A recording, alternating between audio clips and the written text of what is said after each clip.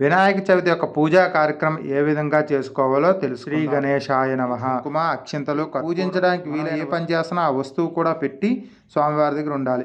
అదేవిధంగా మనం కూర్చోవడానికి ఆసనాన్ని కూడా ఏర్పాటు చేసుకొని నుంచి లేవకుండా సిద్ధంగా ఉండాలి. వారికి చాలా మంది దూర్వాలు గుచ్చుతారు, గుచ్చకూడదు. వాళ్ళు స్వామివారికి కూడా ఆచమనం చేయించి మళ్ళీ పూజ ఈ విధంగా అన్ని పూజ చేసిన తర్వాత అయిపోయిన తర్వాత యజ్ఞోపేతార్థం పువ్వు అవన్నీ కూడా మీరు లైక్ చేయాలి. శ్రీ గురుభ్యో నమః. హరి ఓం. ఈరోజు మనం ఈ వీడియోలో వినాయక చవితి యొక్క పూజా కార్యక్రమం ఏ విధంగా చేసుకోవాలో తెలుసుకుందాం. శ్రీ గణేశాయ నమః. భాద్రపద చవితి నాటి వినాయకుడి యొక్క పూజా కార్యక్రమం ఏ విధంగా చేయాలో, ఎలా అలంకరించుకోవాలో తెలుసుకుందాం. ముందుగా ఒక పశువు వినాయకుడిని చేసుకొని మన పూజా కార్యక్రమం ప్రారంభించే ముందు వరకు ఉండలా చేసుకొని బొట్టు పెట్టకుండా ఉంచుకోవాలి. తరువాత స్వామివారికి అటు ఇటు 2 తాంబూలాలు ఏర్పాటు చేసి కుడి చేతి వైపు నైవేద్యానికి, ఎడం చేతి వైపు తాంబూలానికి ఏర్పాటు చేసుకోవాలి. అదేవిధంగా ఒక కలశతో నీళ్లు, మన ఆచమ పాత్ర సంకల్పం చేసుకుందుకు పంచపాత్ర ఉద్దరిని, అలాగే స్వామివారికి హారతి ఇవ్వడానికి హారతి స్టాండు, గంట ఏర్పాటు చేసుకోవాలి. అదేవిధంగా దీపాన్ని కూడా ఏర్పాటు చేసుకోవాలి. మనకు కావలసిన పసుపు, కుంకుమ, అక్షింతలు, కర్పూరం, గంధం, అగ్గిపెట్టి, అదేవిధంగా పువ్వులు, అరటిపళ్ళు, కొబ్బరికాయ, పత్రి, అదేవిధంగా మనకు కావలసిన పత్రి, దూర్వాలు, ఒక తాంబూలం, స్వామివారికి నివేదన ఇవ్వడానికి ప్రసాదం ఏదైనా ఉంటే ప్రసాదం అన్నీ కూడా మనం ఏర్పాటు చేసుకొని స్వామివారికి మండపంలో స్వామివారి విగ్రహాన్ని పెట్టి మనకి పూజించడానికి వీలైన వస్తువు మనం ఏ పని చేస్తున్నా ఆ వస్తువు కూడా పెట్టి స్వామివారి దగ్గర ఉండాలి. అదేవిధంగా మనం కూర్చోవడానికి ఆసనాన్ని కూడా ఏర్పాటు చేసుకొని పూజ దగ్గర నుంచి లేవకుండా సిద్ధంగా ఉండాలన్నమాట. ఇప్పుడు మనం స్వామివారిని ఒక కోలగా చేసుకొని దానికి 5 దిక్కులా కూడా బొట్టు పెట్టి ఆ పసుపు గణపతిని కోలగా చేసుకొని 5 వైపులా కూడా బొట్టు పెట్టాలి. ఈ విధంగా పెట్టిన తర్వాత స్వామివారికి చాలామంది దూర్వాలు గుచ్చుతారు, గుచ్చకూడదు. కాబట్టి అటు ఇటు 2 దూర్వాలు, ఆ అలవాటు ఉన్న వాళ్ళు అటు ఇటు 2 దూర్వాలు పెట్టుకుని పూజా కార్యక్రమం ప్రారంభించుకోవాలి. ముందుగా మనం సంకల్పం పాత్రలో నుంచి 3 సార్లు ఎడం చేత్తో కుడి చేతిలోకి నీళ్ళు వేసుకొని తాగిన తర్వాత మన గోత్రం, పేరు, నామాలు చెప్పుకోవాలి. ఆ తర్వాత కలశం మీద చెయ్యుంచి దాంట్లో అక్షింతలు, పువ్వు వేసి చెయ్యుంచి కలశారాధన చెయ్యాలన్నమాట. చేసిన తర్వాత మనం ఇక పూజా కార్యక్రమం ప్రారంభించాలి. స్వామివారికి ముందుగా ధ్యానం, తర్వాత ఆవాహనం, నవరాత్రికి వచ్చిన సింహాసనం, అదేవిధంగా పాద్యం, ఇప్పుడు కలశలో నీళ్ళు ఉన్నాయి కదా ఆ నీళ్ళే వేయాలి. పాద్యం, అలాగే హస్తం, చేతులు కడుక్కుందికి, అదేవిధంగా ఆచమనం, స్వామివారికి కూడా ఆచమనం చేయించి శుద్ధోదక స్నానం కూడా చేయించి, స్నానమైన తర్వాత వస్త్రం తర్వాత యజ్ఞోపవీతం తర్వాత గంధం, పరిమళ చందనం, ఒక పువ్వు ముంచి గంధంలో అది స్వామివారి దగ్గర పెట్టచ్చు, లేదా చేత్తోనైనా వేయచ్చు. తరువాత దూర్వాలతోని ఆ 16 నామాలకి స్వామివారికి చెప్పి పూజ చేసుకోవాలన్నమాట.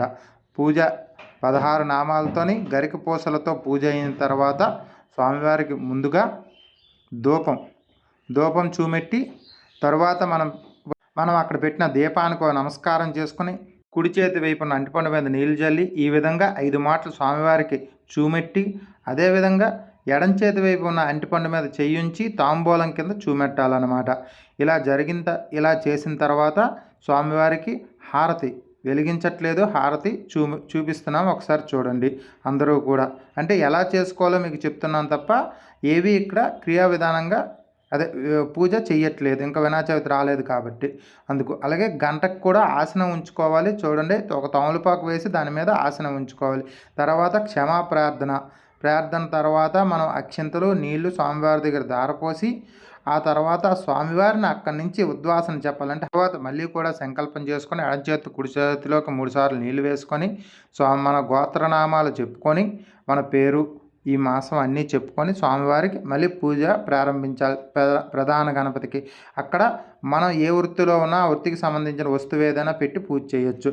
అలాగే ముందుగా ధ్యానం, తర్వాత ఆవాహనం, తర్వాత నవరాత్రిక సింహాసనం, అదేవిధంగా పాద్యం, స్వామివారికి పాద్యం పువ్వుతోని నీళ్లు వేస్తూ ఉండాలి.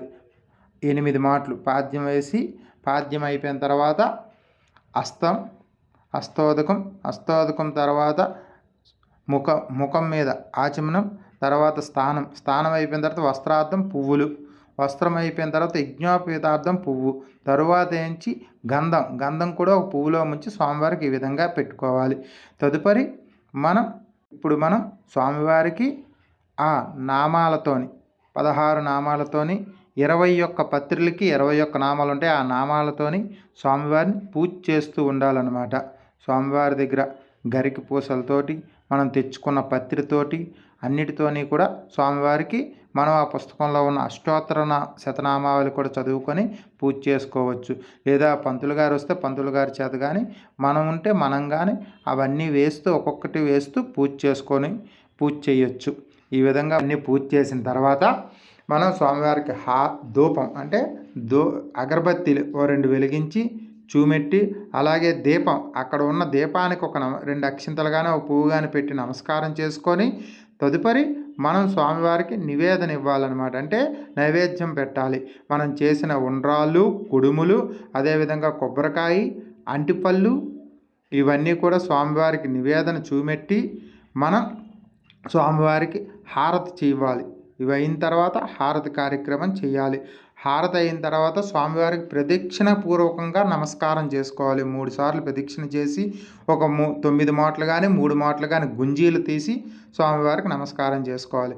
అంటిపళ్ళు, కొబ్బరికాయ అన్నీ కూడా పెట్టి నివేదన చేసి హారతి ఇచ్చి మనం గుంజీలు తీసి నమస్కారం చేసుకొని మళ్ళీ కూడా అక్షింతలు పట్టుకొని కథ ప్రారంభమైనంత వరకు కథని విన్నంత వరకు అక్షింతలు పట్టుకొని కూర్చోవాలి. శ్రద్ధగా కథ వినాలి. కథ కూడా మీకు తెలియజేయడానికి మేము ప్రయత్నిస్తున్నాం. కథ కూడా మరొక వీడియోలో మీకు తెలియజేస్తాం ఏ విధంగా అని. అన్నీ కూడా ఈ విధంగా మనం పూజ చేసుకుంటే స్వామివారు మన కరుణా కటాక్ష వీక్షణ ఫలాలన్నీ కూడా ఇస్తారు. కాబట్టి మనం ఈ విధంగా శ్రద్ధగా స్వామివారికి పూజ చేసుకోవాలని చెప్పి అందరినీ కూడా కోరుకుంటున్నాం. అదేవిధంగా మా వీడియోలు ఇంకా బోల్డ్ అన్నీ వస్తాయి. అవన్నీ కూడా మీరు లైక్ చేయాలని, ఈ వీడియోను కూడా లైక్ చేసి అలాగే మా ఛానల్ సబ్స్క్రైబ్ చేసుకుంటారని కోరుకుంటూ శ్రీ గణేశాయ నమః. ఓం జై శ్రీరామ్. శ్రీమాత్రే నమః. ఇలాంటి మరిన్ని వీడియోల కోసం మా ఛానల్ సబ్స్క్రైబ్ చేసుకోండి. వివరంగా మీకు చెప్పానని తెలియజేసుకుంటున్నాను. ఏవైనా మీకు డౌట్లుంటే కామెంట్ చేస్తారని, ఈ వీడియో గురించి కూడా మాకు కామెంట్లో పెడతారని చెప్పి కోరుకుంటూ సెలవు. శ్రీమాత్రే నమః. జై శ్రీరామ్. జై హింద్.